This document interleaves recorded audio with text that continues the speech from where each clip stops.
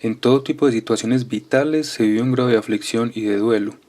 Incluso cambios cotidianos como cambiar de casa, de un pueblo o de una ciudad, sentir la pérdida de un contexto.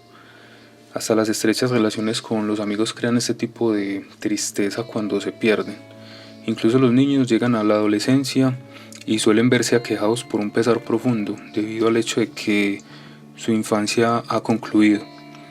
En la madurez hacemos el duelo por la juventud, que implica también perder los ideales y las ambiciones que no fueron satisfechas.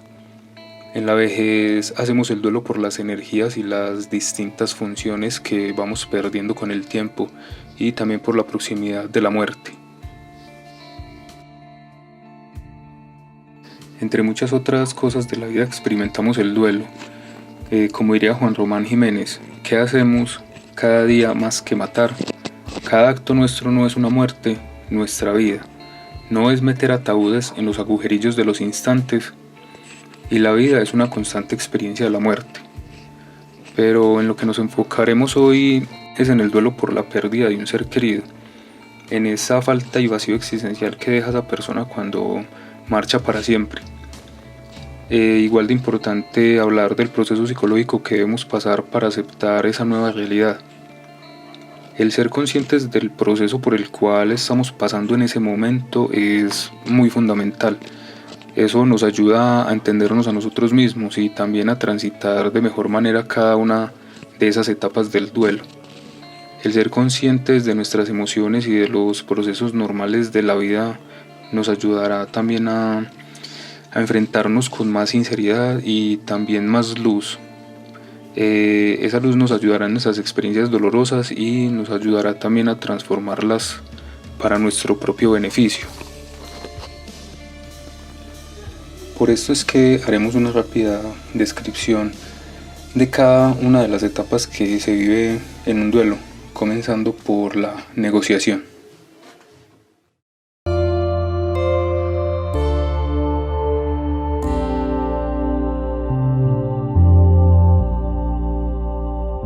El apego físico y emocional a otra persona es un instinto natural que todos compartimos, y el duelo es la respuesta a vernos apartados de las personas a las que amamos. Por ejemplo, cuando fallece uno de nuestros seres queridos, revivimos las circunstancias de su muerte, repasamos los sucesos una y otra vez. Constantemente también estamos inmersos en nuestra aversión cultural a la muerte. Muchos de nosotros preferimos darle la espalda a lo transitoria que es la vida y hacer caso omiso a la realidad. Es fácil negar la muerte, aun cuando estamos con nuestro ser querido en el momento en que ésta llega. Estamos sujetándole la mano porque nos aterrorice dejarlo marchar. Nuestro sentimiento preponderante es de incredulidad. Nuestra mente retrocede ante la pérdida de lo que ama. Pero si se afronta la muerte con honestidad, eso puede incrementar en gran medida nuestra lucidez y, en última instancia, nuestra recuperación. Esta reproducción psicológica de lo acaecido está vinculada al trauma de la pérdida y es de las numerosas reacciones del cuerpo y de la mente con que nos podemos topar. La pena se manifiesta de muchas maneras. Se puede manifestar de forma física, también se puede manifestar de forma emocional, mental y conductual. Por eso es que debemos estar atentos a nuestra situación, momento a momento, porque los efectos del duelo pueden ser desconcertantes y desorientadores. Tendemos a pensar también en el dolor en términos de tristeza y de alegrías, de modo que tal vez nos sorprenda lo físico que puede ser el dolor del duelo, lo agotador y exhausto que nos puede hacer sentir.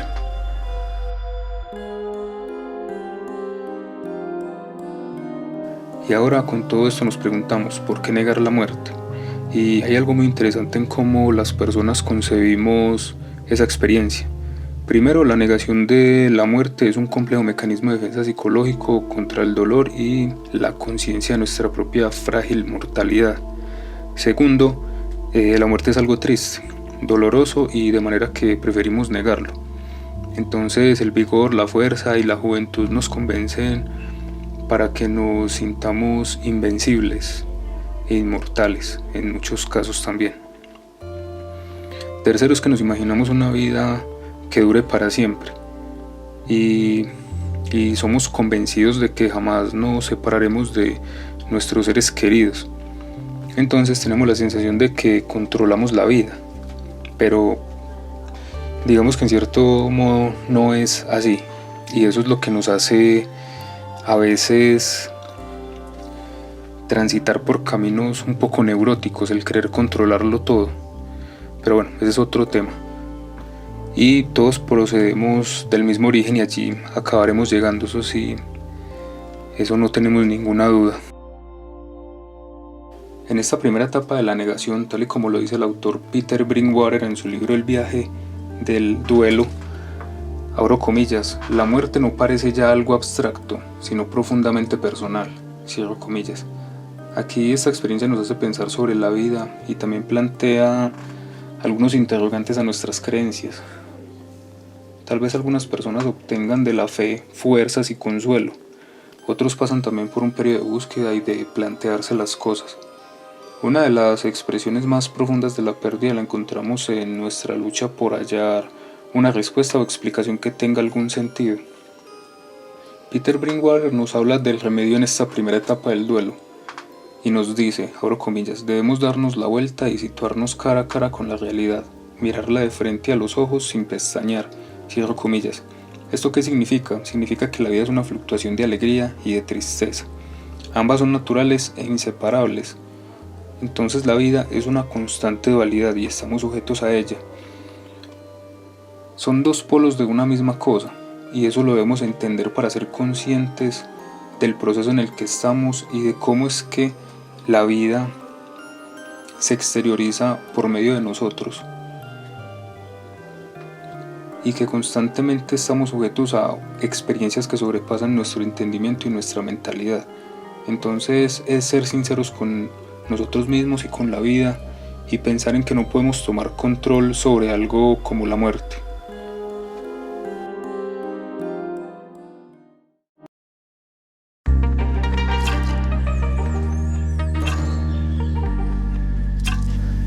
La ira es una respuesta instintiva a la sensación de que nos han ofendido de alguna manera, nos han tratado mal o nos han negado algo a lo que creemos tener derecho. Cuando experimentamos furia o ira, rabia, nuestra respuesta natural es tomar represalias y contraatacar, ya sea física o verbalmente. Durante el luto, la ira se puede manifestar de muchas maneras. Tenemos ganas de atacar, de echar culpas por lo terriblemente mal que nos sentimos. Y podemos hasta despotricar, hacer preguntas sobre esa experiencia. A veces también estamos enfadados con nosotros mismos por no haber sido capaces de evitar la muerte, o sentimos también ira hacia nuestro ser querido por haberse muerto y haber causado tanto dolor. Podríamos también estar furiosos con el hospital o culpar a los médicos por no haber hecho lo suficiente. También podríamos estar echando veneno así sin más, solo por el daño tan excesivo que nos han causado, o simplemente mostramos desprecio por el mundo por seguir con su vida y seguir girando con normalidad, mientras que nosotros y nuestro universo está patas arriba. La ira también puede generar distracción, concentración y energía, y esto puede parecer un bote salvavidas al principio, al que uno puede aferrarse mientras va luchando por mantenerse a flote en ese mar de vacío al que nos han arrojado. Pero sin embargo, al centrarnos en la ira, corremos el riesgo de hundirnos en ese mismo vacío. El verdadero bote salvavidas o la herramienta que podemos utilizar en este momento es la bondad y la compasión, sobre todo hacia nosotros mismos.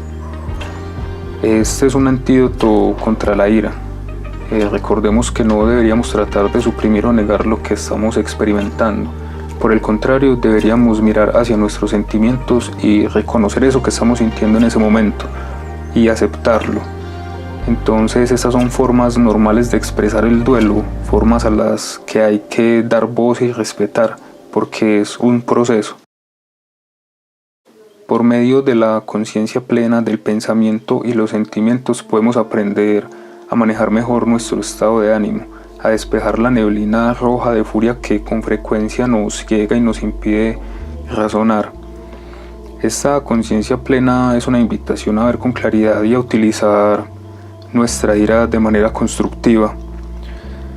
Tenemos elección, pero si hacemos lo mismo de siempre, entonces tenemos que pensar diferente y ser conscientes de eso que estamos sintiendo en ese momento y de que es algo completamente natural. Y tenemos que resistirnos a vernos secuestrados por reacciones viscerales o perder de vista lo que más deseamos lograr en nuestra vida. Entendernos mejor a nosotros mismos, comprender cómo nos sentimos y hallar soluciones saludables para mejorar nuestra vida.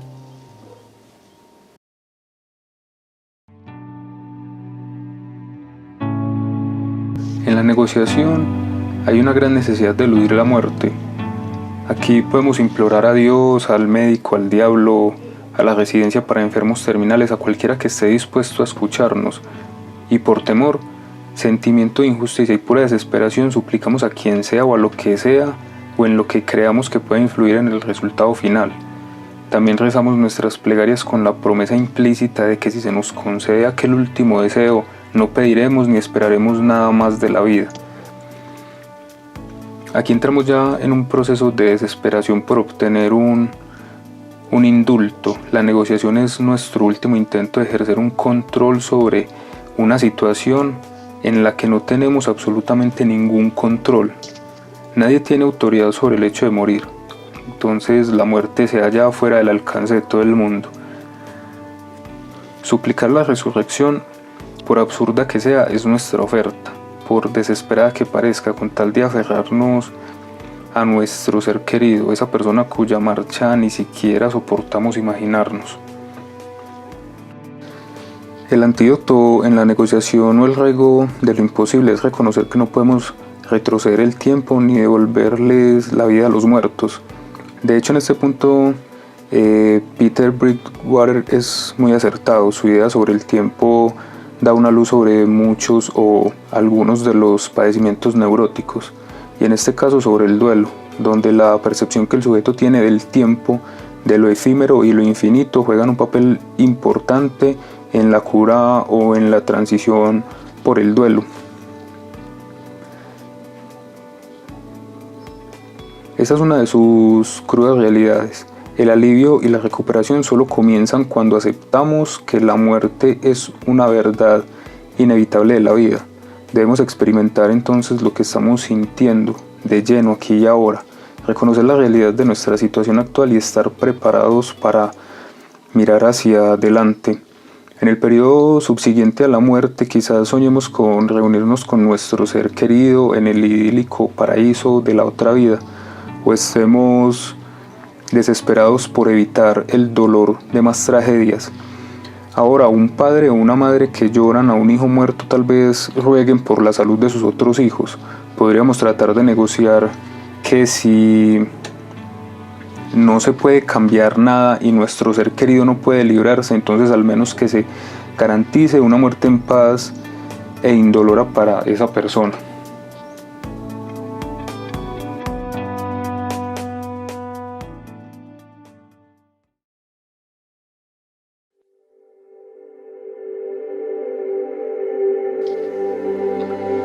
En este estado del duelo puede dar la sensación de que la etapa depresiva va a durar para siempre. La persona normalmente queda atrapada en un agujero negro de vacío y de completa ausencia de esperanza. Y se pueden tener pensamientos como por ejemplo, echo tanto de menos a mi ser querido que ¿para qué seguir adelante? ¿Qué sentido tiene esto si ya tampoco tardaré mucho en morirme de todas formas? En este estado también nos da la impresión de que la idea de vivir, de seguir adelante, no tiene absolutamente ningún sentido. Por lo general se tiene el corazón destrozado y nos parece que no se curará jamás. Nos centramos en la felicidad del pasado, tenemos remordimientos y sentimientos, culpa por cuanto se ha dicho o hecho, o por las oportunidades perdidas. La esperanza y la gratitud son el antídoto contra la depresión. La esperanza de que mañana sea mejor y la gratitud por lo que tenemos. La caminata para atravesar el dolor de una pérdida puede acabar dando paso a una profunda lucidez que va más allá de la pérdida individual, pero esto se tarda un tiempo en lograr. El intenso dolor de la pérdida solo es temporal, acaba pasando y la conciencia plena puede ayudarnos a soportar ese dolor de nuestro trayecto. Un duelo en atención plena es el proceso de ir volviendo a unir sin forzarlas todas las piezas de nuestro ser, conscientemente, agradeciendo todo lo que hemos perdido y obteniendo una idea lúcida de quiénes somos. En otras palabras, esto también se puede ver como un aspecto psicoterapéutico, en donde la persona que atraviesa un duelo en la etapa de depresión busca integrar partes de sí mismo para entender y llevar a su conciencia pensamientos que le permitan entender su propio estado emocional y resignificar su estado actual. En la etapa de la depresión es importante tener en cuenta que se puede volver un cuadro clínico. Las emociones corrosivas pueden alterar el comportamiento y también pueden alterar la percepción del sujeto. En ese momento se pueden presentar síntomas como la falta de apetito, el insomnio, el letargo, el embotamiento psicológico. También se pueden presentar, y de hecho es lo más común y normal que se presenten este tipo de estados. Y son aspectos psicopatológicos como la abulia, que es la falta de voluntad o energía para realizar una actividad, y la anedonia, que es la incapacidad de disfrutar de las cosas agradables de la vida. Pues ya en estos casos sí es como indispensable el acompañamiento de profesionales de la salud para la recuperación del sujeto. Y como nos dice Peter Bridgewater, en la depresión como parte del duelo es indispensable la gratitud y la esperanza para poder transitar con éxito y de la mejor manera ese sentimiento de pérdida.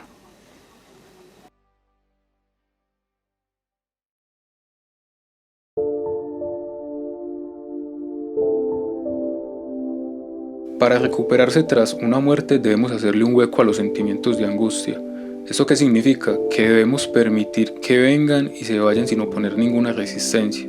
Es que de hecho lo ideal debería ser así. No deberíamos combatir el duelo, sino más bien abrirnos a esa realidad, que es muy dolorosa, sí, pero igualmente por dolorosa que sea, deberíamos de llorar si sentimos la necesidad de hacerlo, porque en el transcurso de nuestro recorrido por el duelo debemos aceptar lo que es inevitable. La persona a la que amamos y deseamos está muerta y ya no va a estar con nosotros en el sentido físico. Entonces, cuando se comienza a transitar ese difícil camino y esa realidad, al mismo tiempo que nuestras sensaciones de pérdida y de tristeza, y vamos dejando que esas emociones vayan de la mano, nos tranquilizamos y podemos iniciar la tarea de reconstruir el sentido de nuestra vida. Y en este punto estoy de acuerdo con el autor Peter Bridgewater cuando dice que debemos vivir el proceso, porque parece ser que los seres humanos estamos empeñados en negar la oscuridad, en darle un significado negativo, pero eso ya lo ha explicado de hecho mi amigo Freud en El principio del placer, y es que vivir el proceso es de experimentar esas emociones displacenteras que nos generan angustia y ansiedad y también miedo. Y mientras las experimentamos nos vamos pensando a nosotros mismos y resignificando el momento por el cual estamos pasando, hasta llegar al punto de transformar esas emociones en algo positivo para nuestra vida. Aunque no queramos prolongar el duelo, a veces nos sentimos incapaces de reunir las fuerzas necesarias para levantarnos.